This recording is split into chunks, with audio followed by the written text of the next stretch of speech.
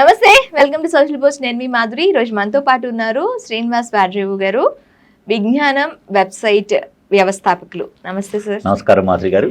Sir, ఈరోజు యువత ఎదుర్కొనే ప్రాబ్లమ్స్కి మన సనాతన ధర్మంకి ఏమైనా సంబంధం ఉందా? అసలు వాళ్ళ ప్రాబ్లమ్స్ నుంచి ఏమైనా క్యూ చేసుకోవడానికి, వాళ్ళ ప్రాబ్లమ్ సొల్యూషన్స్ ఎత్తుకోవడానికి మన సనాతన ధర్మంలో ఏం పట్టుకోవాలి? సనాతన ధర్మం అనేది or in for that matter any religion or మతం అనేది మనం డైలీ జీవనం మనం ఇంప్రూవ్ అవ్వడానికి ఉపయోగపడాలి.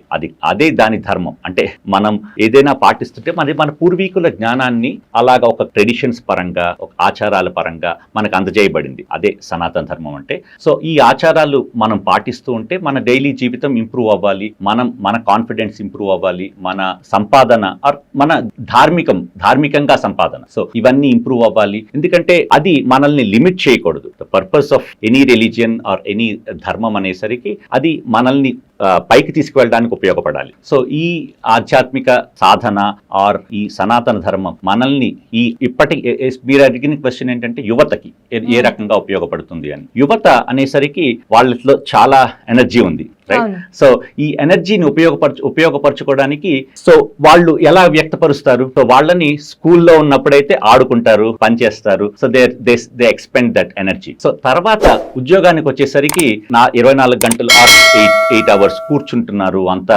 కంప్యూటర్ ముందు కూర్చుంటున్నారు. దెన్ వాళ్ళు ఆ లోపల ఉన్న ఎనర్జీని బయట పెట్టలేకపోతున్నారు. దెన్ వేరే వ్యసనాలు అన్ని మొదలయ్యి, సో ఎంటర్టైన్మెంట్ అని ఇదని so they are spending that energy in different వేస్.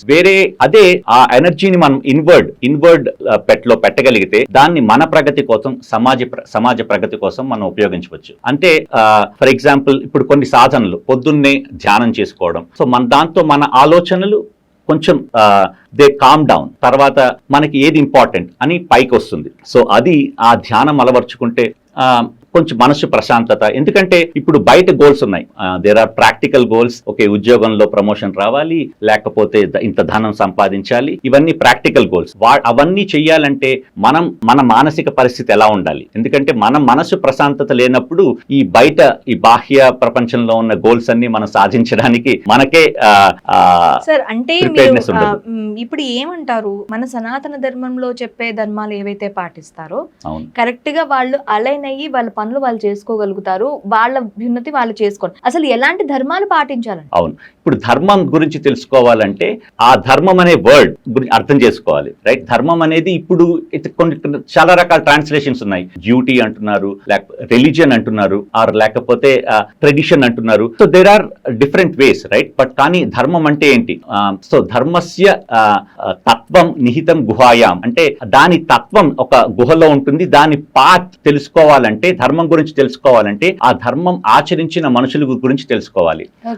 అంటే శ్రీకృష్ణుడు, శ్రీరాముడు, వాళ్ళ జీవితాల నుంచి మనం ఏం నేర్చుకోగలం? ఇప్పుడు మహాభారతం ఉంది, మొత్తం అసలు పంచమ వేదం, రైట్? సో అందులో ఉన్న క్యారెక్టర్స్ మనకి ప్రపంచంలో అందరూ కనపడుతూ ఉంటారు. సో యది హస్తి తదన్యత్ర యని హస్తి నా తత్క్వచిత్. భారతంలో ఉన్నది అది ప్రతి చోట్ల ఉన్నది, అందులో లేనిది వేరెక్కడా కనపడదు. అంటే అంత డెప్త్ ఉంది. శ్రీకృష్ణుడు అందులో కనపడతాడు. అంటే ఇప్పుడు భాగవతం తీసుకుంటే అందులో శ్రీకృష్ణుడి మహిమలన్నీ ఉంటాయి. కానీ if you go to actual మూల భారతం తీసుకుంటే అందులో శ్రీకృష్ణుడు ఒక coach, you can see, right? పాండవుల్ని ఎలా కోచ్ చేశాడు, కింగ్ మేకర్. సో ఇదంతా ఏంటి? సామాజిక శ్రేయస్సు కోసం పోటీపడ్డాడు. సో అందులో వేరే క్యారెక్టర్స్ కి శ్రీకృష్ణుడికి వ్యత్యాసం మనం అర్థం చేసుకోగలిగితే ధర్మాన్ని అర్థం చేసుకోగలం. ఇప్పుడు భీష్ముడు ఉన్నాడు. భీష్ముడు ఉంటే ప్రతిసారి తన ధర్మం అంతే, నేను ప్రతిజ్ఞ చేశాను, నేను పెళ్లి చేసుకోను, నేను హస్తినాపురం మహారాజు ఏం చెప్తే అదే చేస్తాను. So he didn't care for అందరూ సామాన్య ప్రజల శ్రేయస్సు కోసం ఆలోచించలేదు. సో అది కొన్ని షార్ట్ కమింగ్స్ ఉన్నాయి. అఫ్ కోర్స్ తర్వాత భీష్ముడే విష్ణు సహస్రనామాలు చెప్పాడు. సో చాలా భీష్మ ఏకాదశి, చాలా స్థిరత్వం ఉన్నాయి, కానీ he has his short Cummins. తర్వాత ఇప్పుడు అంటూ ఉంటారు కదా, భీష్మ పితామహుడే తప్పు చేయక తప్పలేదు, అవును, కౌరవుల పక్షాన ఉండక తప్పలేదు, అవును అని చెప్పి అంటూ ఉంటారు. ఎక్కడా కూడా ధర్మాన్ని పక్కని పెట్టని భీష్ముడు కౌరవుల విషయంలో పెట్టాల్సి వచ్చింది. అవును, ఎందుకంటే తన మాట తనకి సమాజ శ్రేయస్సు కన్నా ఎక్కువ. అదే ఇప్పుడు ద్రౌపదికి అంత అన్యాయం జరిగింది సభలో.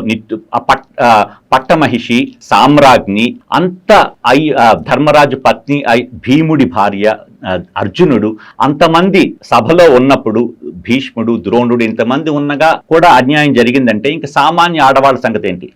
సో అలాంటి అదే కృష్ణుడు సభలో ఉంటే అలా జరిగేదా? లేదు.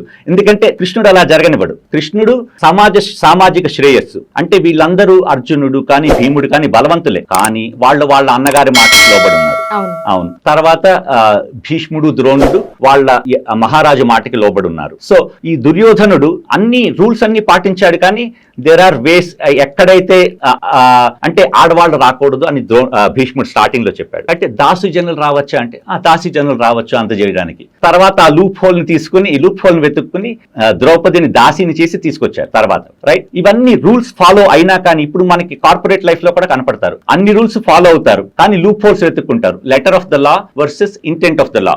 రైట్, మనకి ఏదైతే రాయబడిందో ఇప్పుడు లాయర్స్ అందరూ వచ్చేది దాని గురించి, లెటర్ ఆఫ్ ద లా ఎలాగైతే రాయబడిందో can we try to find loopholes to get what we want. మనకేం కావాలో లభించడానికి ఈ శాసనం అయితే ఎలా ఉందో అదే వాడుకుని మనకు కావాల్సింది మనం తెచ్చుకోవచ్చా?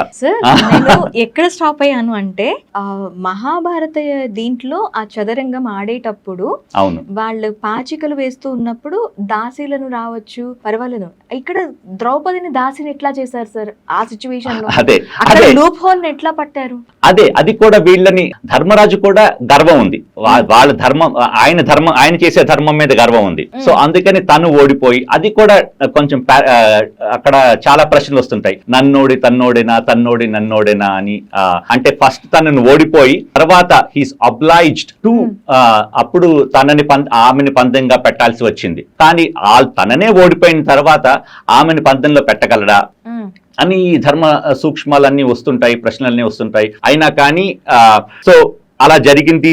దుశ్శాసనుడు తీసుకువచ్చాడు తర్వాత అంతా మనకు తెలుసు, కానీ ఇది ఎక్కువ మనం దాని మీద ధ్యాస పెట్టం. కానీ ఇంతమంది మనుషులు ఉన్నా కానీ ఇది జరిగిందంటే కానీ శ్రీకృష్ణుడు ఉన్నాడు. సో అవసరం వస్తే ధర్మరాజు చేత అబద్ధం చెప్పించిన, కానీ ఎందుకంటే సామాజిక శ్రేయస్సు అగైన్ ఆ మూలం ఏంటంటే ధర్మానికి మూలం కరుణ, కంపాషన్. సామాన్య ప్రజలు ఎలా బ్రతకాలి, మంచి రాజు కావాలి. సామాన్య ప్రజలు సుఖంగా బ్రతకాలంటే మంచి పాలకుడు కావాలి. మంచి పాలకుడు కావాలంటే పాండవులు యుద్ధంలో నెగ్గాలి. సో అవన్నీ ఇప్పుడు శకుని ఉన్నాడు, చాలా తెలివైన వాడు. తన తెలివిని కానీ అన్ని ఆ కుటిల మార్గాలకు ఉపయోగించి ఎంత తెలివిని సామాజిక శ్రేయస్సు కోసం వాడి ఉంటే. నాకు మహాభారత యుద్ధంలో శకుని చూస్తే అవును ఎట్లా అంటే ఎంత మెస్మరైజ్ అనిపిస్తూ ఉంటుందో. అంటే యాక్చువల్లీ కౌరవుల నాశనాన్ని గురించి వచ్చిన శకుని అవును వాళ్ళ పంచనే చేరి వాళ్ళ శ్రేయస్సు కోరుతున్నట్టు నటించి అవును వాళ్ళ పతనానికి కారణమయ్యాడు. అవును, ఆ తెలివిని సమాజం కోసం వాడలేదు. ఓన్లీ శ్రీకృష్ణుడు మాత్రమే ఇన్ని పాత్రల మధ్యలో మొత్తం సమాజం గురించి ఆలోచించి మంచి రాజు కావాలి మనకి. సో దానికి ఏం పనులు చేయాలి. సో కొన్నిసార్లు ఆపద్ధర్మం అంటారు, ఆపదలో చేసే అధర్మం కూడా ధర్మం అవుతుంది. సో అలాగా కొన్ని చేసినా కానీ అధర్మం అంటే ధర్మం అధర్మం అని ఆ యాంగిల్ ఎక్కడవుతూ మనకి అర్థం చేసుకోవాలంటే అది మనం చేసే పని సమాజానికి ఉపయోగపడుతోందా లేదా, అది ధర్మం. సమాజానికి ఉపయోగపడేదే ధర్మం. సో అదే సనాతన ధర్మం అంటే ఎప్పటి నుండో వచ్చిన సామాజిక. ఎందుకంటే అందరూ మన ధర్మపరులు అయి ఉంటే సమాజం ఉన్నతికి వెళ్తుంది. అందులో ఒకరికొకరు నమ్మకం లేదనుకోండి, ఎప్పుడు మనం క్వశ్చన్స్ అడుగుతున్నాం, బ్యూరోక్రసీ పెరుగుతుంది. ఇప్పుడు చూస్తే గవర్నమెంట్ లో ప్రతిదానికి ఏదో ఒకరు మోసం చేస్తే ఇంకొక పేపర్ యాడ్ చేస్తారు, ఇంకో సిగ్నేచర్ కావాలి. ఎందుకంటే ఆ పర్టికులర్ మోసం చేసిన వాళ్ళు మళ్ళీ మోసం జరగకూడదు. ఇంకొకరు మోసం చేస్తారు, ఇంకో సిగ్నేచర్ ఇంకో పేపర్ యాడ్ అవుతుంది. ఇలా బ్యూరోక్రసీ పెరుగుతూ వస్తుంది. సో అదే అందరూ నమ్మారనుకోండి, అందరూ నమ్మకంగా పనిచేసి అందరూ ధర్మపరులై జీవించి ఉంటే ఇంత పేపర్ వర్క్ అవసరం లేదు. సమాజం కొత్త బిజినెస్ పెట్టాలంటే ఇమీడియట్ గా పెట్టచ్చు. దానికి ప్రూఫ్ కావాలి, ఆఫీస్ ఉందా లేదా కావాలి, ఇవన్నీ కావాలి. ఎందుకంటే వేరే వాళ్ళు కొన్ని ఆ లూప్ హోల్స్ ని వెతుక్కుని వాటిని మోసం చేయడానికి ట్రై చేశారు కాబట్టే ఇంత బ్యూరోక్రసీ పెరిగిపోయింది.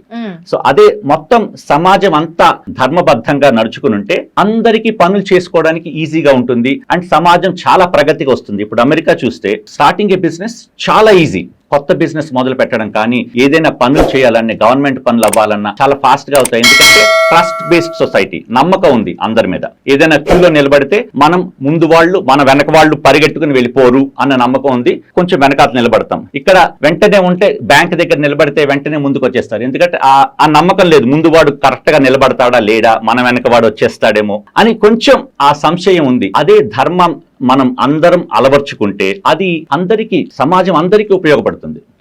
సో ఈ రకంగా శ్రీకృష్ణుడు ఆలోచించాడు, రాముడు ఆలోచించాడు. వాళ్ళ ఆలోచనలు మనం, వాళ్ళ జీవితాల నుంచి మనం ఏం నేర్చుకోగలం? ఎందుకంటే ధర్మాన్ని డైరెక్ట్ గా అర్థం చేసుకోలేం. ఓన్లీ ఆ ధర్మం ఆచరించే ఆ మహామనీషుల నుంచి, వాళ్ళ జీవిత విధానాల నుంచే మనం ధర్మం అలవర్చుకోగలం. ధన్యవాదాలు.